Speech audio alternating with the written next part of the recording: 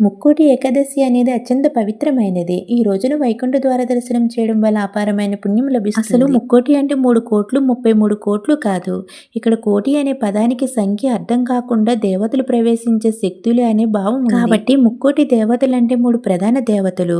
ఒకటి బ్రహ్మ సృష్టికర్త, 2 విష్ణు పోషకుడు, మహేశ్వరుడు లయకర్త. అందుకే ముక్కోటి ఏకాదశి రోజున 3 లోకాలకు 3 దేవతలకు సమానమని పుణ్యం లభిస్తుందని అర్థం. ఈ రోజున 3 కోట్ల దేవతలు వైకుంఠ శ్రీ మహావిష్ణువును దర్శించుకుంటారు.